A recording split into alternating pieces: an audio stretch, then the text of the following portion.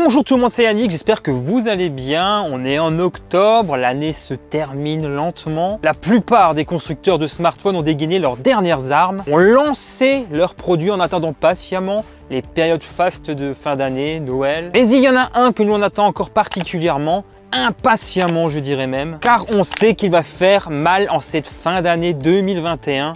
Wiko. Alors je déconne bien sûr, partez pas. Google avec ses Pixel 6 dont on sait pratiquement tout, ils n'ont quasiment plus aucun secret pour nous, à quelques jours à peine de leur lancement. Mais ils ne seront probablement pas tout seuls si l'on se fie aux dernières rumeurs. Ça fait longtemps que je n'avais pas fait de point leak, le moment était venu. Let's go. Je débute les festivités avec les Pixel 6 et 6 Pro. Leur design a déjà été dévoilé officiellement, il n'a plus aucun secret. J'en avais aussi parlé lors d'une précédente vidéo. La façade des pixels reprennent les codes actuels, capteur d'empreinte sous l'écran, poinçon centré sur la partie supérieure, bref, rien de foufou. La dalle est de 6,7 pouces, QHD+, et 120 Hz sur le Pixel 6 Pro, 6,4 pouces Full HD+, et 90 Hz pour le Pixel 6. On est sur de l'OLED dans les deux cas. C'est à l'arrière que Google démarque ses Pixel 6 de la concurrence. Commencez par les blocs photo proéminents, vraiment grands, ils auront une seconde vocation, servir de béquille et de poignée. Ça me fait penser aux Mions Ultra qui adoptent aussi un gros bloc photo. Bon, sur les Pixel 6, les modules photo occupent toute la largeur.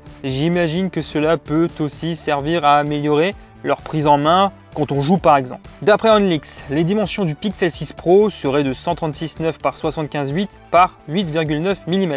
8,9 mm d'épaisseur quand même. Le design a précédemment été confirmé par Google. Google développe une puce maison, un SoC maison, ça on le sait depuis longtemps. Je parle de Tensor qui avait comme nom de code Whitechapel. C'est le fruit d'un partenariat tissé avec Samsung. Le procédé de gravure est de 5 nanomètres, le même que l'Exynos 2100 que l'on aperçoit notamment dans le S21 Ultra. Google maîtrise bien la partie photo, ces pixels ont une bonne réputation en général. Tensor devrait permettre de pousser encore plus loin les prouesses de ces smartphones dans ce domaine en particulier, notamment en dopant le traitement logiciel à coup d'intelligence artificielle et d'algorithmes toujours plus poussés. Ça on le sait, c'est un domaine où Google est en général très fort. Par exemple, lors de prise de vue sujet en mouvement, voitures, enfants, animaux, les photos seraient plus nettes qu'auparavant dans ce genre de situation. Le SoC maison permet aussi une plus grande indépendance vis-à-vis de Qualcomm et compagnie. Le youtubeur Brandon Lee de This Is Tech Today s'est procuré des clichés provenant du smartphone. On peut le dire, les clichés semblent de bonne qualité. Les couleurs fidèles, on a un aperçu de plusieurs niveaux de zoom disponibles dans l'application. Sinon,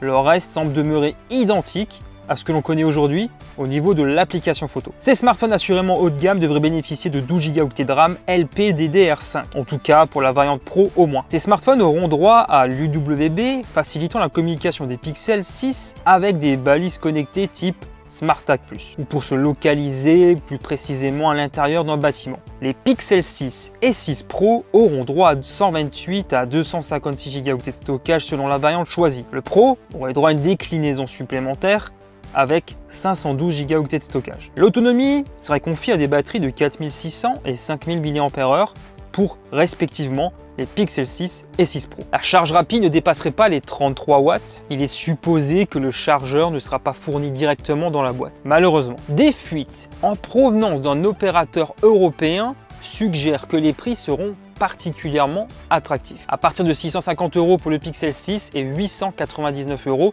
pour le 6 Pro. Google l'a annoncé officiellement, l'annonce de ses futurs produits est prévue le 19 octobre. Bien sûr, les futurs Pixel 6 vont adopter Android 12, j'ai moi-même eu l'occasion déjà de le prendre en main à de nombreuses reprises sur la chaîne, avec un Pixel 4a 5G, j'utilise d'ailleurs actuellement comme smartphone personnel. Poursuivons avec un autre Pixel, le Fold, premier smartphone pliant de Google. Un smartphone qui semble particulièrement inspiré du Z Fold 3 de Samsung. En effet, le Pixel Fold est plus une tablette pliante qu'un smartphone selon moi. Le site Let's Go Digital s'est associé à un artiste pour montrer à quoi ressemble exactement ce smartphone en vidéo selon les dernières rumeurs qui avaient fuité sur la toile. Le dos est quasi identique à celui des Pixel 6. On aperçoit ce gros bloc photo sur la partie supérieure de la coque d'un côté lorsque le smartphone est plié, tandis que de l'autre côté nous apercevons un petit écran. Déplié, c'est une tablette comme je l'avais dit en préambule. À l'intérieur comme à l'extérieur, nous apercevons un poinçon pour les selfies. Il n'est donc pas question, contrairement au Z Fold 3,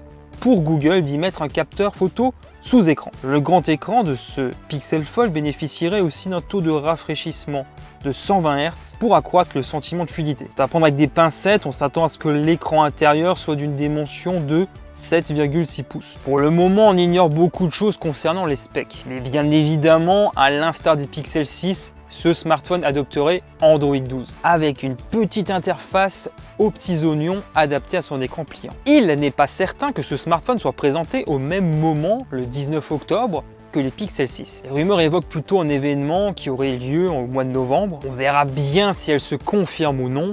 Les pincettes sont de rigueur en attendant. On ignore également le prix de lancement de ce Pixel Fold. Beaucoup de bonnes choses en définitive. Google marque une véritable rupture par rapport aux anciennes générations de smartphones Pixel. Il y a un engouement certain par rapport à ces nouveaux smartphones. La donne change en cette fin d'année 2021. J'ai vraiment hâte de pouvoir tester ces futurs smartphones. Plus que quelques jours à attendre, le 19 octobre donc, pour l'événement de lancement des nouveaux Google Pixel 6. Est-ce que vous les attendez? Est-ce que vous allez les acheter? Dites-moi tout en commentaire, je veux savoir votre avis. Voilà, ainsi s'achève cette vidéo. Comme d'habitude, si elle vous a plu, n'hésitez pas à me soutenir en lâchant un gros pouce en l'air et à vous abonner en activant la petite cloche si ce n'est pas encore fait. Pour ma part, je vous dis à très bientôt pour de nouvelles vidéos. D'ici là, prenez soin de vous, portez-vous bien. Ciao tout le monde!